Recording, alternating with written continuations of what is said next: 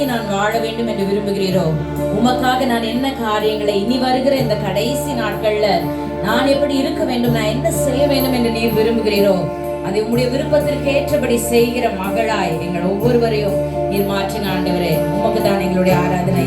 உம்மை மாத்திரமே நாங்கள் மகிமைப்படுத்த வந்திருக்கிறோம்.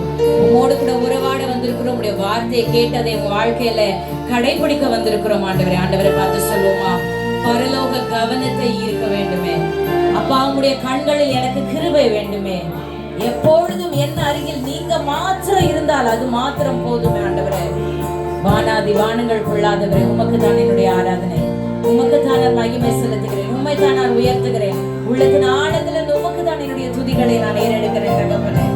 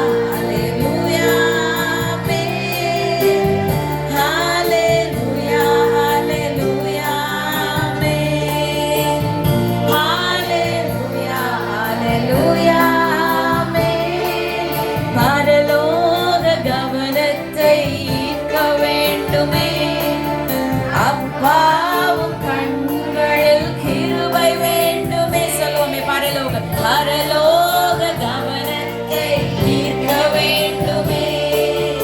அப்பாவும் கண்களில் கிருபை வேண்டுமே. எப்போதும் என் அருகே நீர் வேண்டுமே.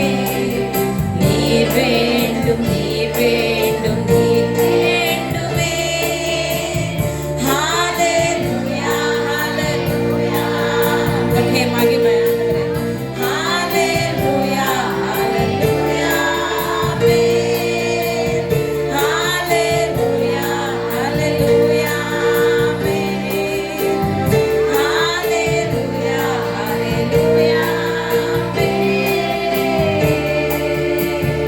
நன்றியோடு கூட துதிக்கிறோம் ஆண்டவரே. நாங்கள் சோத்தரிக்கிறோம். உம்முடைய பார்வை எப்பொழுதும் எங்களுக்கு வேண்டும். உம்முடைய பார்வை எப்பொழுதும் எங்கள் மேல் பதிந்திருக்க வேண்டும். எங்கள் அருகில் எப்பொழுதும் நீர் வேண்டும் தகப்பனே. அது மாத்திரம் இந்த உலகத்துல எங்களுக்கு நிரந்தரம். அது மாத்திரமே எங்களுடைய சுதந்திரம். அதுதான் எங்களுடைய சொத்து அப்பா. அதை மாத்திரம் தான் நாங்கள் உரிமை பாராட்டி கொள்ள முடியும் ஆண்டவரே. நீர் மாத்திரம் எங்களுக்கு இருந்தால் அது போதும் ஆண்டவரே.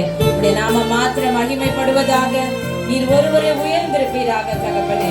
எல்லா துதிகன மகிமை உமக்கே நாங்கள் ஏறெடுக்கிறோம். இயேசுவின் நாமத்தில் நாங்கள் ஜெபிக்கிறோம் நல்ல பிதாவே.